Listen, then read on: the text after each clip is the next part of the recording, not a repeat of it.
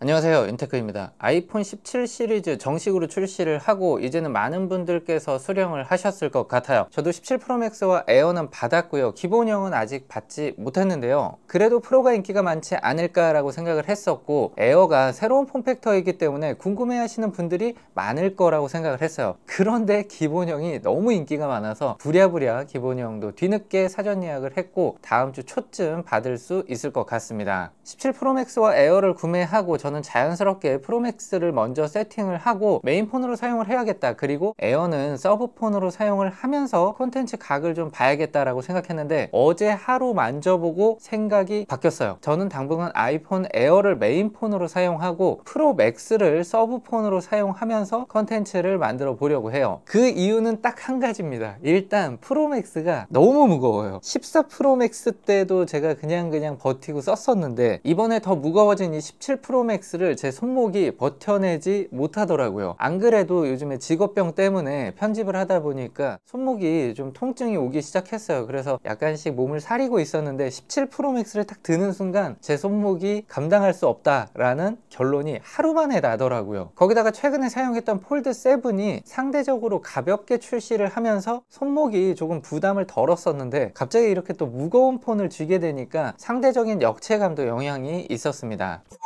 에어를 메인폰으로 사용하기 위해서는 어떠한 부분들을 감수해야 할까요? 일단 256 기준으로 해도 150만원 돈이에요. 굉장히 비싼 폰입니다. 그런데 빠진 것들이 꽤 있죠. 가장 먼저 말씀드릴 수 있는 거는 모노 스피커예요. 이거는 마치 16E에서 맥세이프를 뺐을 때처럼 저는 처음에 스펙만 보고는 엄청난 충격을 받았습니다. 150만원짜리 프리미엄 폰에서 스피커가 모노다? 머릿속에서 정리가 잘 안 될 정도로 혼란스러웠습니다. 그런데 직접 들어보니까 분명히 나쁜 건 맞아요. 스테레오 스피커에 비해서 출력도 떨어지고 입체감도 떨어지고 소리도 퀄리티가 낮은 건 사실이에요. 그런데 만약에 여러분들께서 세로 컨텐츠를 위주로 본다, 인스타, 틱톡, 유튜브 쇼츠 등 세로로 컨텐츠를 보는 게 주 사용 패턴이라고 하면 생각보다 괜찮을 수 있어요. 지금 듀얼 스테레오 스피커가 어떻게 들어있죠? 위아래로 들어있어요. 세로로 들고 볼 때에는 위아래에서 나오는 소리가 일직선상에 위치하기 때문에 귀로 들었을 때에는 한 포인트에서 나오는 것과 유사하게 느낄 수도 있습니다. 자, 하지만 가로 영상을 주로 보시는 분들께서는 돌리는 순간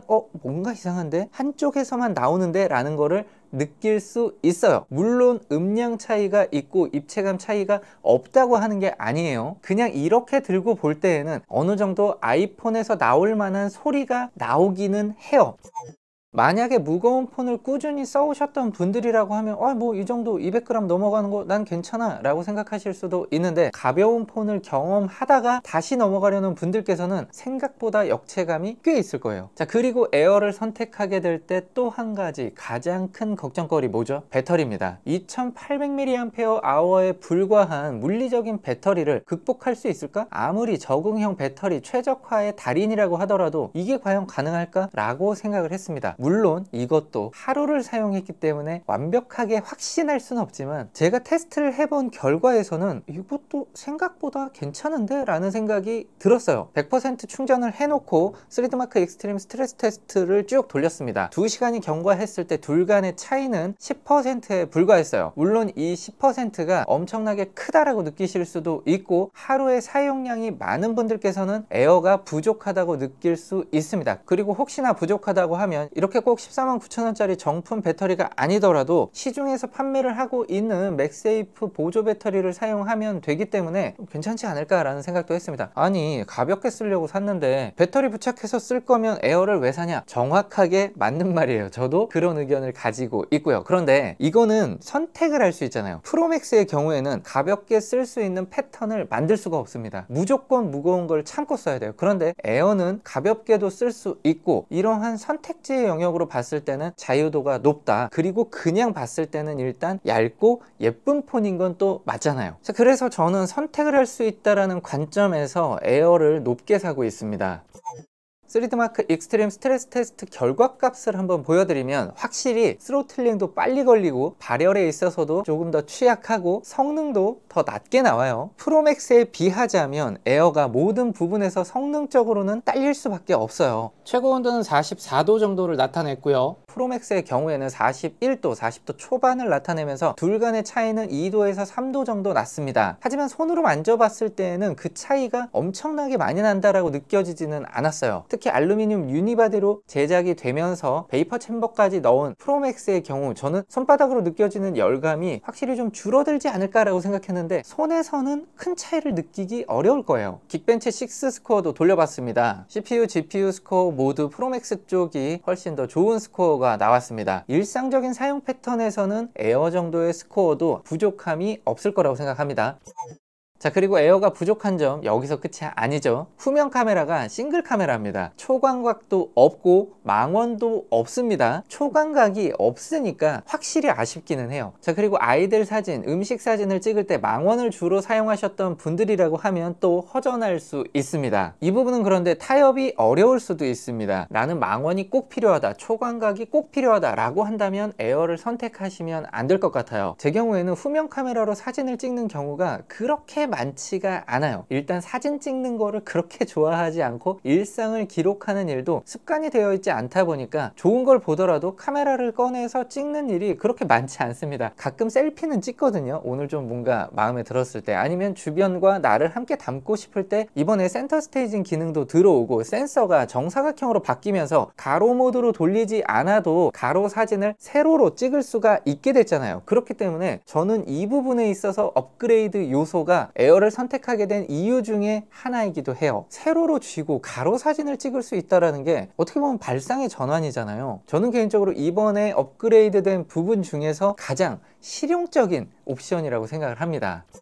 자, 여기까지 생각을 하면 사실 에어가 부족한 부분이 너무 많은데 굳이 150만 원을 주고 에어를 사야 할까? 그냥 나는 기본형을 사도 되고, 그럴 거면 그냥 조금 더 주고 프로를 사고 싶은데 다 맞는 말씀이에요. 저처럼 만약에 가벼운 폰을 원하고 사진을 많이 찍지 않는다, 배터리도 이 정도면 충분하다, 나는 가벼운 폰을 너무나 원한다 라고 했을 때에는 이러한 부족한 부분들이 어느 정도 상쇄를 시켜줄 수 있을 만큼, 그러니까 엔트리급은 넘어선 성능을 가지고 있다 라는 말씀을 드리고 싶어요. 자, 제가 에어를 사라고 강요하는 게 아닙니다. 에어를 구매하실 분들께서는 어떤 부분을 감안해야 될지를 말씀드리고 있는 거예요. 오해하시면 안 됩니다. 프로보다 더 좋으니까 에어를 사세요 하는 게 아니에요. 자, 그리고 에어는 이번에 애플에서 하고 싶은 거를 상당히 많이 반영해 놓은, 어떻게 보면 컨셉폰이라는 생각을 해요. 사실은 이 아래쪽에 달려있는 타입C 단자도 빼버리고 싶었을 것 같거든요. 모든 걸 무선으로 구현하는 그러한 폰을 만들고 싶었을 것 같은데, 아무래도 그렇게 되면 EU나 전 세계적으로 굉장한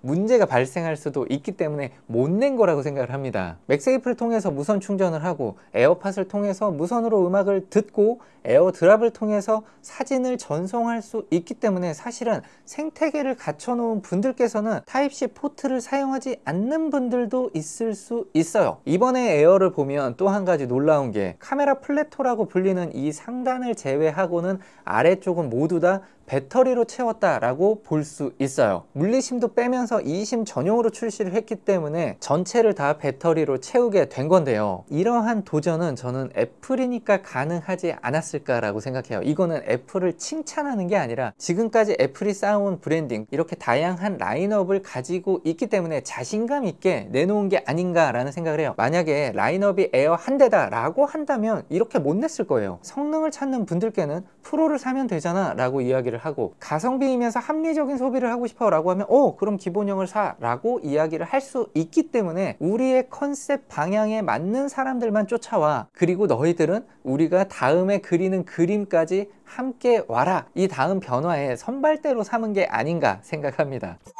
17 프로맥스도 한번 보겠습니다. 저는 아이폰이 나오고 실기기가 나온 다음에도 이렇게까지 까임을 당하는 걸 처음 보는 것 같아요. 그리고 프로의 물량이 남고 기본형의 물량이 부족한 이러한 상황도 처음 보는 것 같고요. 주변에 판매점을 운영하시는 사장님께도 여쭤봤더니 항상 프로가 부족했었지 기본형이 부족했던 거는 처음 본다고 하십니다. 이걸 보면 애플에서 그동안 왜 이렇게 120Hz를 죽어라 안 넣어줬었는지 알 것도 같습니다. 기본적인 성능과 만듦새가 뛰어나기 때문에 120Hz 인질 잡고 있던 걸 풀어주자마자 기본형으로 엄청나게 많이 수요가 몰리고 있어요. 카메라도 아니었고 다른 성능도 아니었습니다. 자, 그리고 디자인적인 측면에서도 호불호가 많이 갈린 게 영향을 주기도 할 거예요. 만약에 프로가 디자인이 많은 분들께서 예쁘다 라고 생각을 했으면 또 프로로 많이 가셨을 겁니다. 그런데 이 정도로 까임을 당하다 보니까 내가 사면 약간 호구당하는 건가? 혹시나 예뻐 보이던 분들까지도 돌아설 정도의 여론이라고 생각하거든요. 자, 그런데 제 개인적인 느낌으로는 프로맥스 프로의 이 어몽어스를 닮은 이 유니바디 디자인 저는 나쁘지는 않습니다. 색감도 저는 괜찮아요. 이 오렌지 빛깔 지금 사실 사회적으로도 좀 문제가 될 정도로 좀 뭔가 이렇게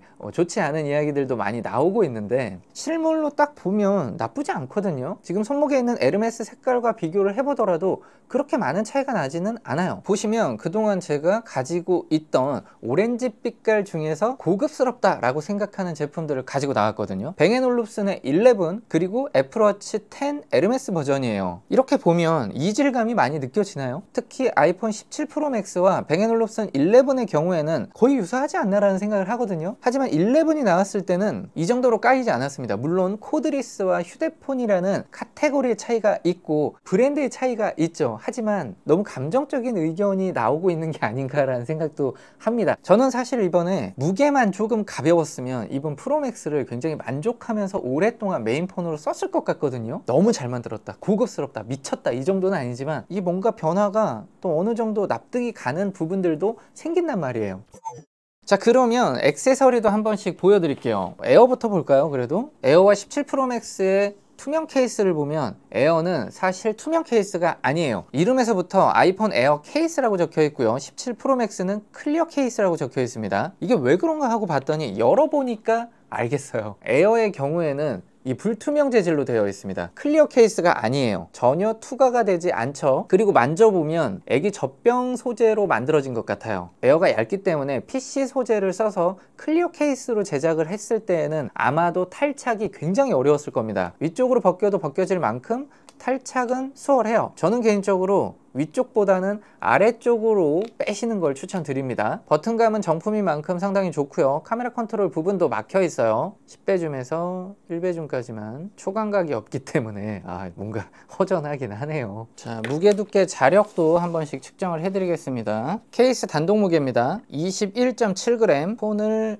체결하고 지금 강화 유리가 하나 부착이 되어 있어요. 198.1g, 1.10mm. 자력도 한번 볼게요. 본체 쪽 자력 보겠습니다. 본체는 425가우스, 꼬리 쪽 430가우스, 비슷한 수준이라고 볼 수 있겠습니다. 파인우븐 카드 지갑인데 제가 테스트를 하고 나서 서랍에만 있었던 제품인데 어디 구르다가 온 것 같은 느낌처럼 까여서 구제 느낌으로 바뀌었네요. 400가우스 정도면 사실은 아주 약하다라고 볼 수는 없는데 강력한 자력은 아닙니다. 저는 개인적으로 600에서 700가우스 정도가 됐을 때 이거 좀 쓸만하다, 짱짱하다 라는 느낌을 받거든요. 400 중반 정도의 재질도 미끄러운 재질이기 때문에 액세서리를 사용하실 분들께서는 참고하시기 바랍니다. 손으로 만졌을 때 이 부드러워서 좋긴 해요. 그런데 부드러워서 잘 미끄러집니다. 얇고 가벼운 폰은 맞지만 좌우가 좁은 폰은 아니에요. 특히 케이스를 사용하게 되면 좌우가 조금 더 넓어지기 때문에 손이 그렇게 크지 않은 분들께서는 살짝 불편해질 수도 있습니다. 자, 다음은 범퍼 케이스입니다. 아래쪽에 있는 스트랩 연결고리는 제가 스트랩 안에 있던 부품을 끼워 놓은 거고요. 범퍼 케이스만 구매하셨을 경우에는 아래쪽 고리는 동봉되어 있지 않아요. 자, 보면은 버튼을 보고 앞뒤를 알 수가 있습니다. 뒷면이 생으로 노출되어 있고 측면만 보호가 되기 때문에 좋아하시는 분들도 있고 이게 무슨 케이스냐 라고 생각하시는 분들도 있을 것 같은데요. 에어의 이 예쁜 느낌을 그대로 느끼고 싶다 라고 한다면 범퍼 케이스가 딱일 수 있습니다. 이렇게 끼워놓고 보니까 저는 라이트 골드를 구매했는데 화이트 느낌이 좀 더 나지 않나요? 화이트를 옆에 두고 보면 이게 라이트 골드가 맞구나 라고 할 수 있지만 그냥 딱 놓여 있는 걸 보면 화이트인데? 라는 생각이 들 정도로 골드빛이 은은하게 들어와 있습니다. 고리를 끼워 놓으시면 이렇게 똑딱이가 안쪽에 있어서 딱 소리가 나게 가지고 다닐 수가 있습니다. 저희 에디터가 좀 사용을 해보면 괜찮을 것 같은데요. 옆에 있는 톤을 보면 거의 유사한 톤이기 때문에 일체감이 높고요. 스트랩에 살짝 자력이 들어있는 것 같아요. 길이 조절은 양쪽에서 잡아 늘리면 늘어나더라고요. 이렇게 늘릴 수 있고요. 쭉 당기면 길이 조절을 하실 수가 있어요. 뭐야 이거, 한쪽이 벌써 끊어졌어요. 이거 사용도 제대로 안 했는데, 이거는 아닌 것 같은데요. 이거 조심하셔야겠습니다. 자, 그리고 149,000원짜리 배터리 팩, 제가 쇼츠로는 한번 보여드렸었는데 에어에 들어간 배터리를 그대로 외장 배터리로 하나 더 만들어 준 모양새인데요. 부착을 했을 때 이렇게 맥세이프 보조 배터리 쪽에도 어느 정도 잔량이 있는지를 알려주고요. 일체감은 정말 높습니다. 한 손으로 쥐고 사용을 할 때에도 뒤쪽의 그립감이 상당히 좋아요. 확실히 묵직해지는 느낌이 있어요. 배터리도 무게를 한번 보겠습니다. 125.8g, 에어에 생폰에 부착을 해서 무게를 보면 302.4g, 울트라의 무게를 보면 247.2g, 그러니까 배터리 팩을 부착했을 때에는 울트라보다 훨씬 더 무거워집니다. 그리고 둘 다 지금 강화 유리가 부착이 되어 있어요. 자, 이번에는 프로맥스 케이스를 한번 보겠습니다. 자, 제가 에어를 보여드리면서 클리어 케이스가 아닙니다 라고 말씀드렸는데, 프로맥스는 클리어 케이스냐? 부분 클리어 케이스입니다. 저보다 디자인을 잘 아는 분께서 제작을 하셨을 테니 분명히 이유가 있겠지만, 애플 정품 클리어 케이스답게 아래쪽은 개방이 되어 있습니다. 클리어 케이스는 항상 열려있죠. 탈착을 수월하게 하려고 하는 것 같은데, 개인적으로는 이것도 방법을 좀 한번 찾아야 되지 않을까 라는 생각이 들어요. 카메라 컨트롤 부분 당연히 잘 막혀 있고요. 전반적으로 에어에 비해서 조금 두껍다라는 느낌이 듭니다. 손으로 쥐었을 때도 그렇고 재질감이 그리고 좀 달라요. 맥세이프 링 쪽의 마감도 다릅니다. 클리어 케이스 프로맥스 34.4g, 폰 체결하고 무게 강화율이 부착되어 있고요. 281.5g, 두께 보겠습니다. 가장 두꺼운 부분 1.89mm, 자력도 한번 보겠습니다. 390, 407가우스까지 나왔습니다. 꼬리 자력 532가우스, 꼬리 쪽이 약간 더 강해요. 자, 다음은 실리콘 케이스입니다. 안쪽에 스웨이드 마감이 조금 더 좋아진 것 같은데요. 오렌지 컬러를 구매하려고 마음을 먹었었기 때문에 유사한 톤으로 구매했는데요. 이염 오염의 강한 특징을 가지고 있기 때문에 물이 묻었을 때도 이렇게 툭툭 털어내면 되고, 살짝 이물질이 묻었을 때도 물로 닦아낼 수 있다는 점이 실리콘 케이스의 장점이 아닌가 생각하고요. 케이스 단독 무게 34.7g, 폰 체결에서의 무게 281.8g, 두께 보겠습니다. 1.93mm, 자력 보겠습니다. 391, 꼬리 자력 보겠습니다. 346. 이번에는 테크오븐 케이스입니다. 개인적으로 가장 기대를 많이 했던 케이스인데 일단 첫 느낌은 괜찮아요. 이 재질감이 일단 좋습니다. 손으로 쥐었을 때 약간의 마찰력을 주지만 무게감이 많이 느껴지지 않는, 실리콘은 뻑뻑한 느낌이었다면 테크오븐의 경우에는 살짝 착 올라가 있는 느낌? 그래서 저는 개인적으로 테크오븐 케이스는 한번 추천을 드려보도록 할게요. 블루와 오렌지의 매칭도 한화이글스 매칭인가요, 이것도? 예. 괜찮은 것 같습니다. 개인적으로는. 무게 보겠습니다. 34.7g, 281.7g, 두께 보겠습니다. 1.90mm, 504가우스까지 나옵니다. 꼬리 자력 보겠습니다. 570가우스까지 나오네요. 에어의 경우에는 이 불투명 케이스를 추천드리고요. 프로맥스의 경우에는 테크오븐 케이스 추천드려 보도록 하겠습니다. 마지막으로 스피커 테스트를 한번 해보겠습니다.